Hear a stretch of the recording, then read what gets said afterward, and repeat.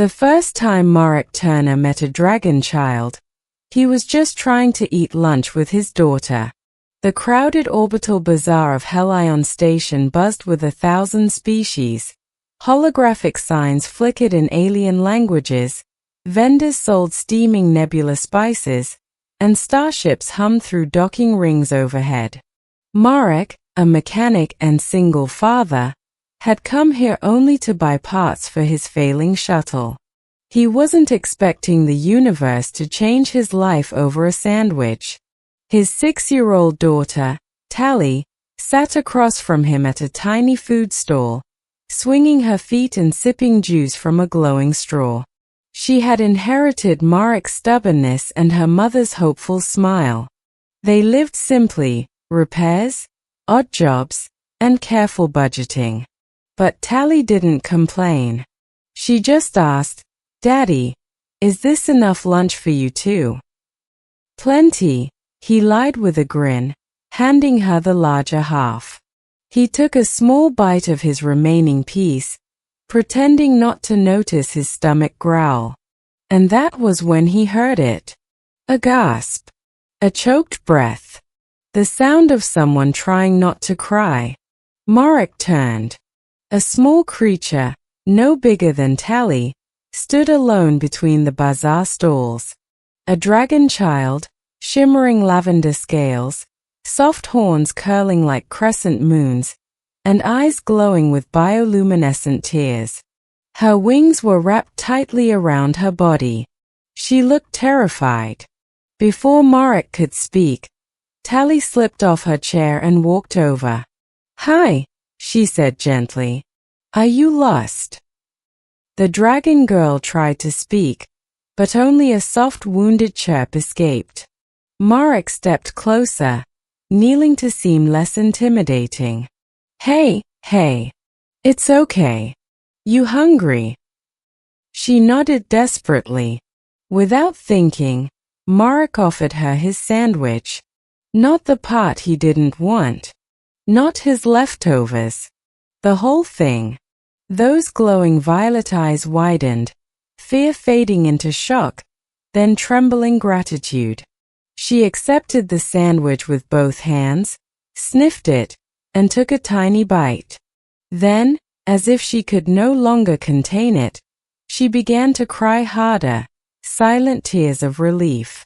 Tally reached out and gently squeezed the girl's clawed hand. "You're safe now," she whispered. "We'll help you. Promise." The dragon child leaned into her, and something inside Marek softened too. He didn't know her name. He didn't know the danger. He didn't know who watched from above. But the universe knew. And everything was about to change. Beginning. The dragon girl called Lyrii. Once fed, the dragon girl calmed enough to speak in small, trembling words. "Lie. Lyrii," she whispered. "I'm Lyrii." Her wings twitched nervously. Her scales flickered with stress patterns, signs Marek recognized from the alien tech manuals he'd read to keep up on repairs. "Where's your family?" he asked gently. Lyrii pressed her claws to her chest. "Gone. Lost. Noise. People run from me." Tally made a face. "That's mean." Marek offered a warm smile. "Not everyone runs." Lyrii hesitated, then edged closer, pressing against Tally's side. Marek stood. "All right, kiddo. We need to get station security. They'll help her find." "No!" Lyrii shrieked, wings flaring. The ground vibrated, her power surging instinctively. Okay. Marek raised both hands. "We won't." Lyrii panted, shaking. Tally touched her shoulder. "You can stay with us instead." Lyrii nodded, visibly relieved. Marek sighed internally. He wasn't rich. He wasn't powerful. He was just a tired dad with a tiny apartment and a half-broken shuttle. But the child needed them. And he was not the kind of man to walk away. "All right," he said softly. "Let's get you somewhere safe." Lirai took his hand. And high above, unseen by any human eyes, a massive presence stirred. Middle, the watchful queen. For 2 days, Lirai stayed with Marek and Tally in their small living quarters on the lower deck. She slept curled at Tally's feet. She chirped when happy. She hid during loud announcements. And she ate like she hadn't eaten properly in weeks. Marek divided his meals in thirds. Tally always gave up her portion first. Lirai always cried a little when she realized it. But something else happened too. Something Marek had never expected. Lirai began to trust him. She would sit on the workbench while he repaired parts, wings twitching excitedly as he explained tools she didn't understand. She chirped at Tally's drawings. She followed Marek with slow, careful steps as though he were an anchor in a confusing galaxy. One night, after Tally fell asleep, Lirai crawled onto the couch beside Marek. "Why?" she whispered. "Why what, little one? Why give food to me?" Marek shrugged. "Because you needed it." Lirai stared at him, confused and amazed. "Other species don't help. They fear dragonkind." "Should they?" he asked softly. Lirai pulled her knees to her chest. "Only if they hurt me first." Marek felt his heart twist. She was just a child. A hungry, frightened child from a species feared across a dozen systems. And yet, somewhere above the station, far beyond the civilian decks, Queen Aravel of the Draken Dominion watched through a covert surveillance drone. She had found her daughter at last. And she saw a human man, feeding the dragon princess his only food. Her advisors whispered, "Shall we retrieve her, Majesty? He is unworthy. He is a danger. He is a human." But the queen silenced them with a gesture. "Observe," she commanded. And so she watched Marek help Lirai sleep. Watched him shield her when alarms startled her.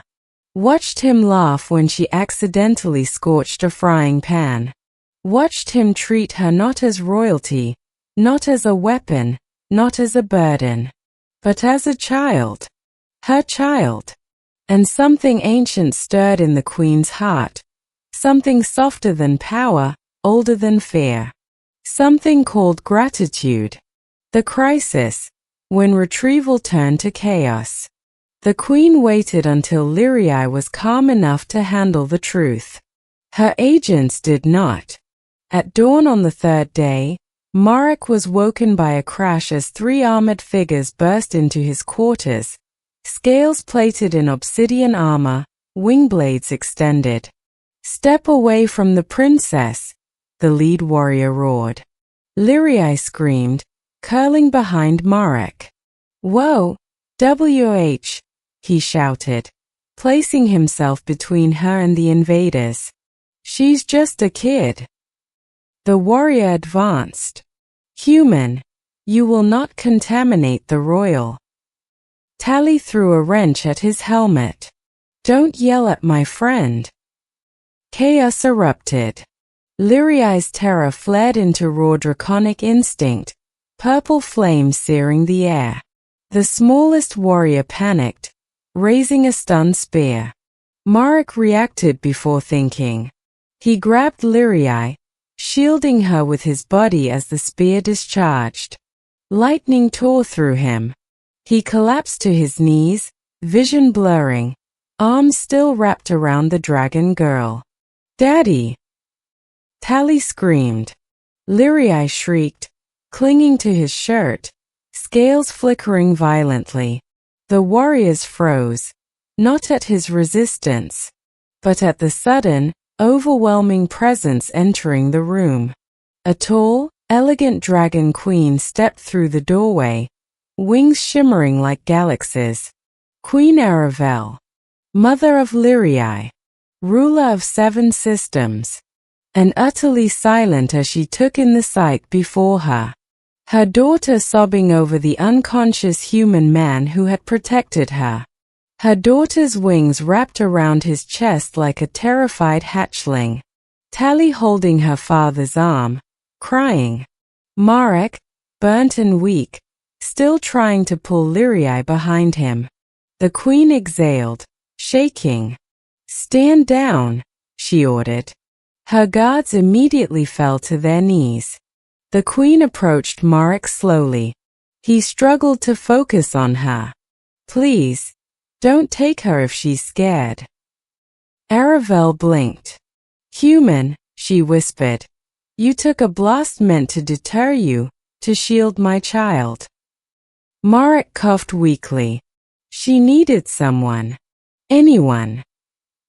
"Not anyone," the queen said softly. "You." Ending. A queen's gratitude, a father's courage. Marek woke in the station's medical bay hours later, Tali asleep on his lap and Lyrii curled at his side like a protective cat dragon. Queen Aravel sat beside the bed. "I have watched you," she said gently. "I saw you give her food you could not afford to give. I saw you comfort her fears. I saw you bleed for her." Marek swallowed nervously. "I just did what anyone decent would do." "No," the queen said firmly. "Many would have turned away." She lifted Lyrii's chin tenderly.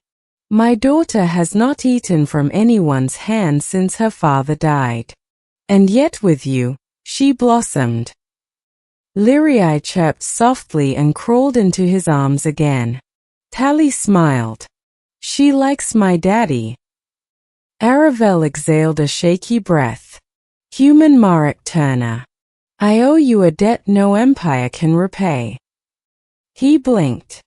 "I don't want repayment." "Then what do you want?" the queen asked. Marek looked at Lyrii, whose wings wrapped protectively around Tali. "I want her safe. And I want her to know she's loved."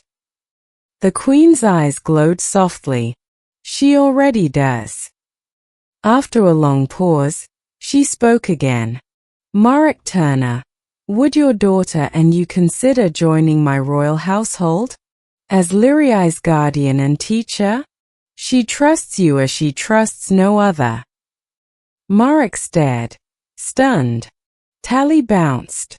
"Daddy, we can live with dragons." Lyrii nuzzled his shoulder hopefully.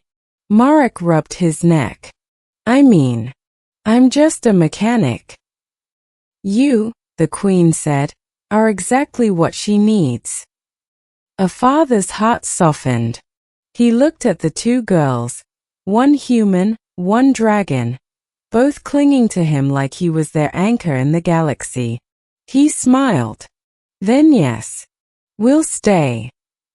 Queen Aravel bowed, actual royal bow, to a human man.